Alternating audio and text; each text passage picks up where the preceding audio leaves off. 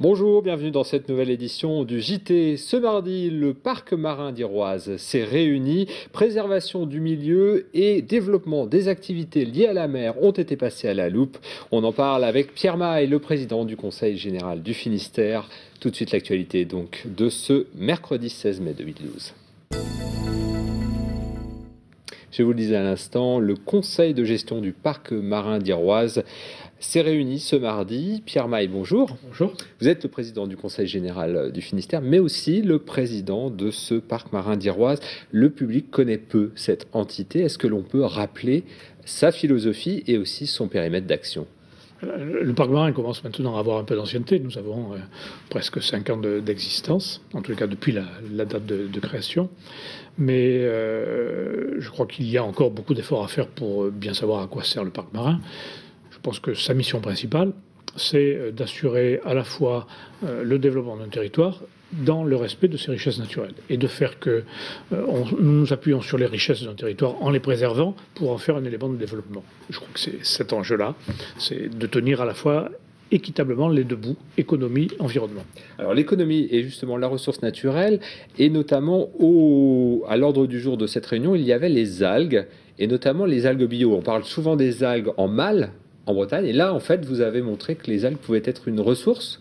Les algues sont depuis longtemps une ressource, qu'il s'agisse de l'activité de nombreux goémoniers qui vont collecter les algues pour de l'industrie chimique, enfin, ou en tout cas la fabrication d'alginates, ou qu'il s'agisse de collecte à la côte de petites algues, qui est une activité traditionnelle, ancestrale, en Bretagne ou sur le littoral, et plus à destination de l'alimentaire ou de la cosmétique, disons. Et le parc travaille avec les producteurs d'algues, sur deux champs, à la fois la connaissance, pour éviter que le champ ne s'épuise et que l'on puisse respecter la production, et en même temps sur la qualification de ces algues. Et nous avons travaillé avec la profession pour une qualification labellisée bio.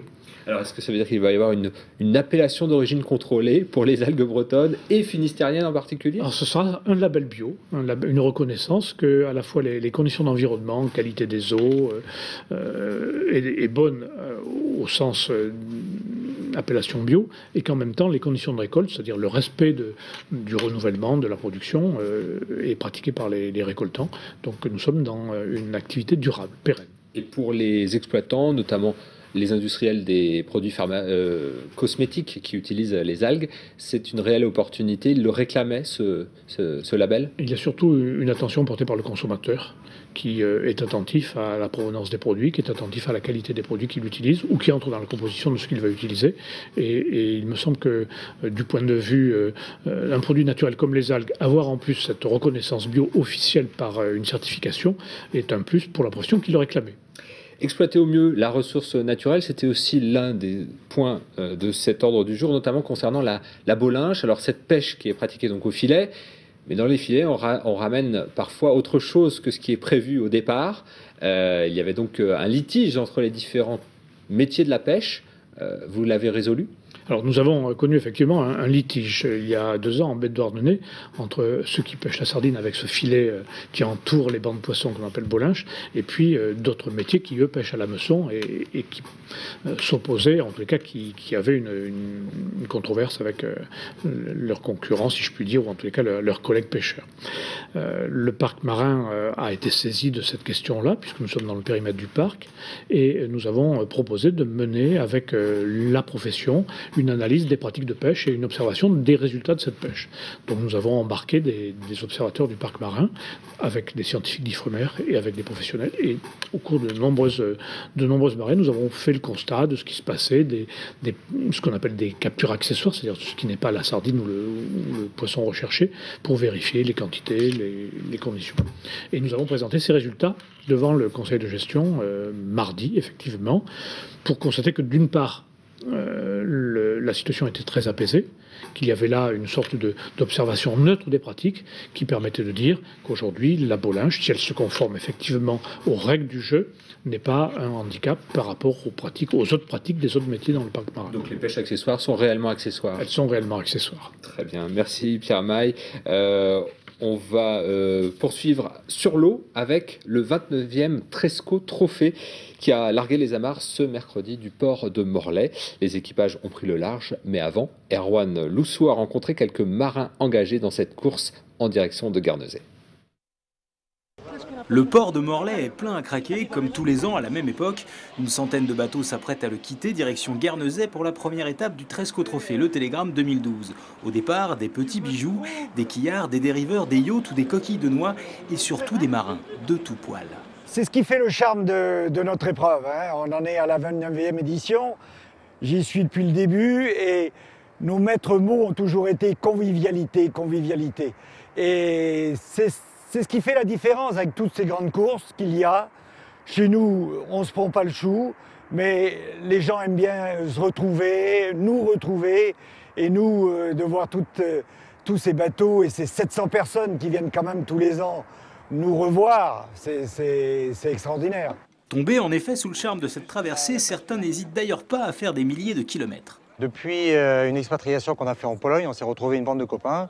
Et là maintenant, moi j'arrive hier de Kiev, d'Ukraine. J'ai un autre copain qui arrive de Dubaï, un autre qui arrive de Londres, un de Bruxelles, un de Lyon, et puis on a notre local quand même de Rennes. C'est une belle occasion de faire découvrir la région aux autres collègues. Donc voilà, donc maintenant ça fait la 6e fois qu'on participe. Le Tresco Trophée, c'est aussi quelques exceptions qu'il serait intéressant de voir se pérenniser. J'ai eu la surprise en regardant sur la liste des équipages et des skippers qu'il y avait 15 skippers féminins en fait. En l'occurrence, c'est moi. L'équipage est d'ailleurs exclusivement féminin, une initiative de l'association Vent d'Ouest qui a pour but de réunir des femmes de différents milieux, comme Hélène, en souffrance psychique, qui fait partie d'un groupe d'entraide mutuelle. C'est destiné à rompre l'isolement, à avoir des activités, à avoir une ouverture sur l'extérieur. Et là, pour l'ouverture sur l'extérieur, c'est vraiment réussi. Les premiers équipages ont passé les écluses à 14 h cet après-midi. La flotte est attendue demain dans la matinée à Guernesey. Saviez-vous que le Finistère abrite l'une des plus importantes collections de rhododendrons et d'azalées en France? Sur la commune de Gouénard, sur les bords de l'Audet, le domaine de Boutiguéry, au domaine de Boutiguéry, les propriétaires cultivent près de 30 000 plants de rhododendrons. Visite sur place en compagnie de la descendante des créateurs du domaine. Bienvenue au parc, on est heureux de vous recevoir. Nous sommes spécialisés dans la grande famille des rhododendrons. Il y en a plus de 40 000. Pour 90%, ce sont des espèces qui ont été créées ici par hybridation. Depuis le milieu du 19e siècle, les aïeux de Virginie de la Sablière ont modelé ce parc sur 20 hectares en bordure de l'Audet. Pour colorer Boutiguéry, au printemps, la famille a reproduit ce geste, l'hybridation ou le mariage des fleurs, avec toujours cette incertitude. Il va falloir attendre 4-5 ans avant de voir la première fleur. La fleur restera la même. Ça c'est la surprise. Est-ce que c'est le grand frère qui va sortir? Ça je ne sais pas. Avec ses mariages de fleurs, Boutiguéry est devenu au fil des saisons une palette de peintres. C'est d'ailleurs l'ancien métier de Christian, le père de Virginie, qui a planté ces espèces à la recherche de la couleur idéale. Une couleur impressionniste, un peu les petites touches de couleurs, la transparence des fleurs, oui. Ça, c'est une recherche perpétuelle. On a tous les ans, on a des fleurs qui s'ouvrent, qui sont plus belles que celles de l'année d'avant. Revenue à Boutiguéry depuis un an, Virginie veut poursuivre cette toile vivante et créer aussi de nouvelles variétés à destination du grand public. Le projet dans l'avenir, déjà, c'est de garder le même esprit que papa a implanté quand même, ce qui est important. Vendre aussi nos hybrides sans passer par la labellisation. Donc on va vendre les hybrides qui n'auront pas forcément de nom, mais qui seront nos créations. Parce que la labellisation, ça coûte relativement cher. Des mois d'avril à juillet, au moment de la floraison des 30 000 rhododendrons, Boutiguéry permet aux visiteurs de voyager et de s'évader quelques heures au milieu d'un paysage multicolore qui n'en finit pas de distiller de nouvelles teintes. Voilà, le domaine de Boutiguéry qui est ouvert donc les jours fériés et les week-ends jusqu'à la fin du mois. Pierre Maille, merci d'être venu nous parler du parc marin d'Iroise.